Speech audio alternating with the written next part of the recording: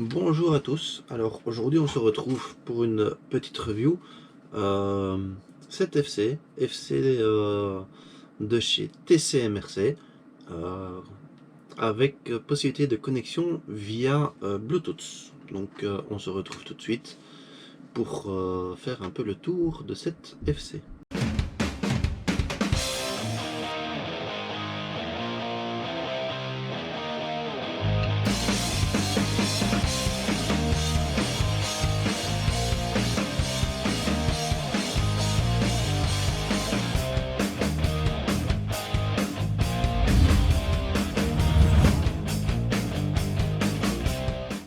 Ce que je trouve vraiment exceptionnel, excusez-moi, voilà, c'est que une FC qui arrive dans une petite boîte comme ceci, je trouve ça vraiment top de chez top. Pourquoi? Parce que bah écoutez, je n'aime pas trop les FC qui arrivent dans un petit sachet en plastique. Mais voilà, là c'est protégé et c'est top. Alors voilà, donc on l'ouvre. FC super protégée, elle ne bouge pas d'un poil. Donc malgré les chocs, en sachant que ça vient de Chine, c'est vraiment le top sur ce coup. Voilà, donc packaging, j'ai rien à dire, j'aime bien ce style de packaging par rapport aux autres. Alors voilà, notre FC arrive. Donc hop, voici petite FC. Nous avons la visserie pour placer dans le drone. Nous avons une visserie avec protection avec. Et nous avons les câbles. Alors, nous allons faire directement le tour des câbles avant d'attaquer sur la FC. Voilà. Alors, nous avons un câble 3 fils. Voilà, donc câble 3 fils qui va venir se brancher sur l'AFC ici, et nous verrons directement à quoi cela se rapporte. Donc voilà, 3 fils, alors je dis pas de bêtises, hein, excusez-moi, voilà, 3 fils. Nous avons un câble 4 fils, donc ça veut dire que 4 fils, 3, excusez-moi, 3 fils aussi, dont un non utilisé. Alors celui-là il va ici. Hop. Et je vous expliquerai le tout en détail pourquoi là et pas ailleurs. Excusez-moi. Ah, non, câble 4 fils, excusez-moi, c'est 4 fils. En fait, il y a 3 fils, mais c'est une fiche 4 fils. Et même de l'autre côté, c'est une fiche 5 fils, dont les deux derniers ne sont pas utilisés. Alors, ici, hop, ça, c'est direct. Et alors, nous avons le petit dernier câble qui est ici pour celui-ci. Voilà. Alors, FC flashé en Matek F405, c'est une FC de chez TCMMRC, configurable en Bluetooth, donc via l'OSD et votre téléphone, via le téléphone d'application Crazy Bee ou Bees, machin, l'application spéciale pour téléphone, je ne sais plus, je vous le marquer ici. Alors voilà, donc nous allons faire un peu le tour. Alors, la première chose que l'on remarque, et un gros souci que j'ai vu chez eux, c'est que ce câble là est beaucoup trop petit. Alors voilà, bah écoutez, ça se voit, ça ne dépasse pas.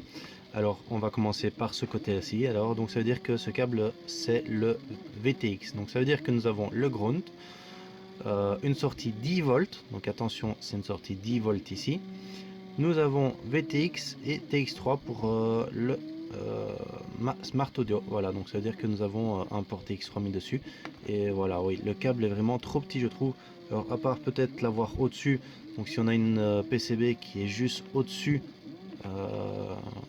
là, mais si on a un VTX qui se met derrière, c'est fini. Donc au-dessus c'est faisable, mais derrière c'est pas faisable.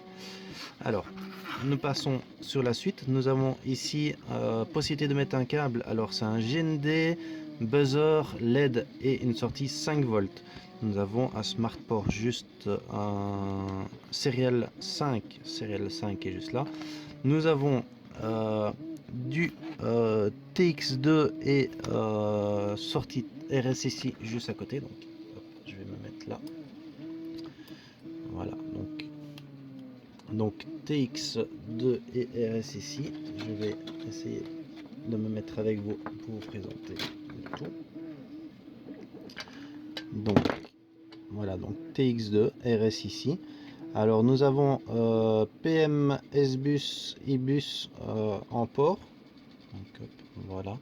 Alors je trouve c'est juste un peu dommage. Il faut juste qu'il fasse le point. Voilà, donc c'est juste dommage. Alors à côté nous avons RC 5 volts et GND. Donc RC c'est pour le RX. Voilà, donc nous avons communication RX, un port RX. Ensuite, alors si je dis pas de bêtises, à côté c'est les mêmes ports, mais ça je préfère pas m'avancer. Nous avons ici au-dessus du RX, je m'excuse pour le truc, donc au-dessus RX3, TX3, RX4, TX4, donc nous avons 4 UART sur ce port. Et nous avons notre partie ici qui sont les connecteurs pour l'ESC avec le plus et contrôle CRT, contrôle de courant. Et ici nous avons S6, donc ça veut dire qu'il n'est pas utilisé, mais nous pouvons mettre un serial S6, donc c'est ça que nous avons un fil non truc. Caméra moins et 5 volts, voilà, 5 volts pour la caméra. Alors, hop. Nous retrouvons la possibilité derrière pour une partie des pins pouvoir se connecter en direct, et nous avons quelques plus par derrière, un peu plus, donc nous avons un RX1, TX1, SCA, SLC, donc ça c'est pour les le excusez-moi, j'y perds mes mots, c'est pour mettre le GPS, voilà, excusez-moi.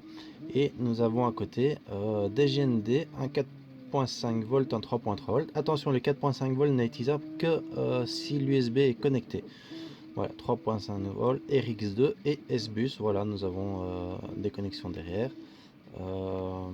Nous avons possibilité de mettre une SD, donc c'est une FC avec SD.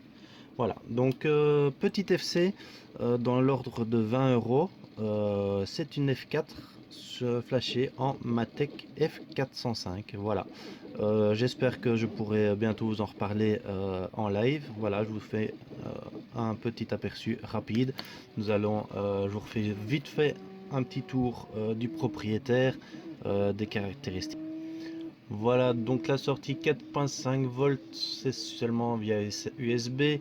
3.3 volts, mais il faut bien sûr qu'il y ait une entrée 5 volts avant. CTA, donc le port S5, c'est remappé sur une bande LED RVB, donc on peut remapper. Le SmartPort 6, c'est configuration de caméra.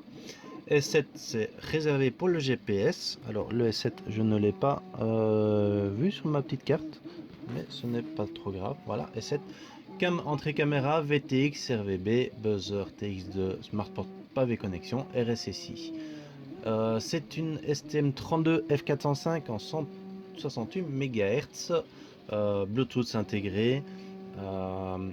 Il y a un bec 5 volts et 10 volts de 2 ampères en fait, voilà, donc 2 ampères dessus. Betafly OSD, baromètre intégré bien sûr, 4 UART et 2 IC pour le GPS comme j'en ai parlé. Voilà, donc